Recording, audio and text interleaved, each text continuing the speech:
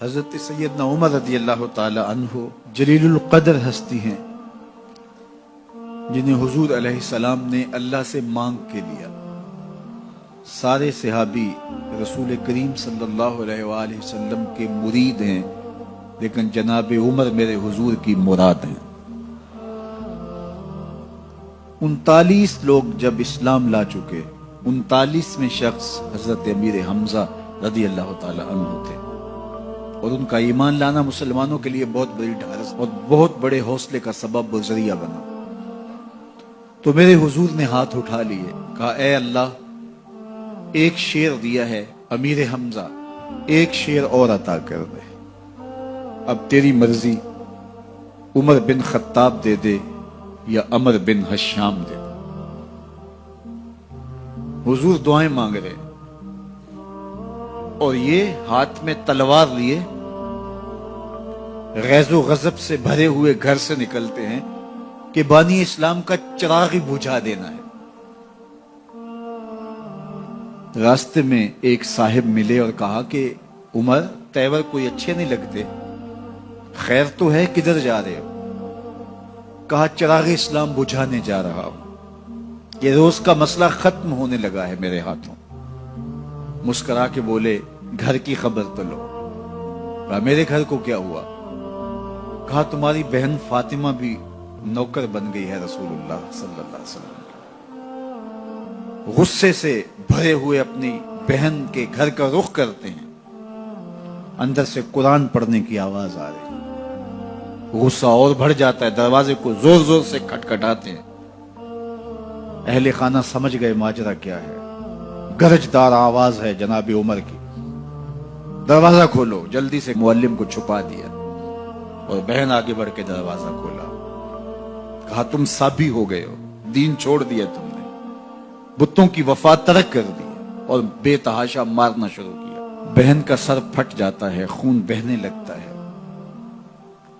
اور یہ مارتے چلے جاتے ہیں۔ فاطمہ بنت خطاب بولی عمر، تم خطاب کے بیٹے ہو، سنو میں بھی خطاب کی بیٹی، جو ظلم جو جبر کرنا ہے کرو، میں محمد عربی کا دامن نہیں چھوڑوں گی۔ سوچنے پہ مجبور ہو جاتے ہیں وہ کون سی طاقت ہے جس نے بجلیاں بھر دی اس کے اندر۔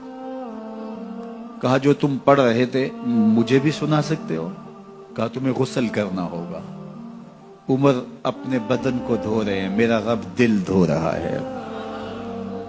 اتنے میں معلم بھی قرآن لے کر آ جاتے ہیں اور قرآن کی تلاوت ہونے لگتی ہے۔ طٰہٰ ما انزلنا علیک القرآن لتشقیٰ، 14ویں رات کے محبوب جان، ہم نے قرآن اس لیے نازل تو نہیں کیا تھا کہ تم مشقت میں پڑ جاؤ۔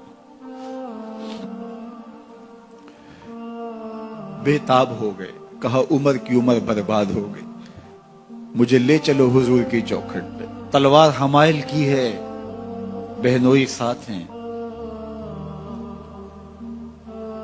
اور حضور کی بارگاہ میں حاضر ہو رہے ہیں۔ دروازے کے سوراخوں سے دیکھا تو صحابہ تشویش کا اظہار کرنے لگے کہ عمر آ رہا ہے، تلوار حمائل کی ہے، ارادے اچھے نہیں لگتے۔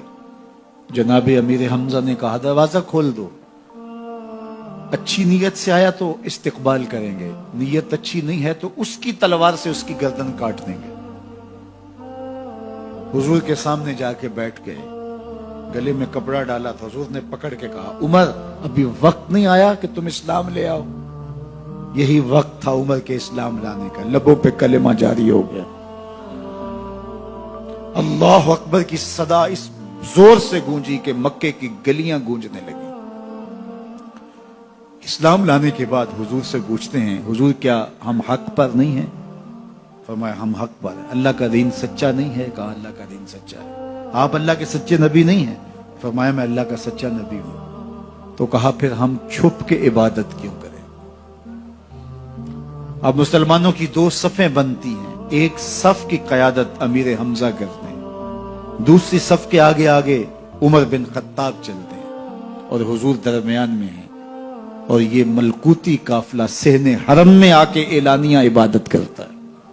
حضرت عبداللہ ابن مسعود رضی اللہ تعالیٰ عنہ فرماتے ہیں عمر کا اسلام لانا اسلام کے لیے عزت کا سبب بنا، اسلام کے وقار کی علامت بن گیا۔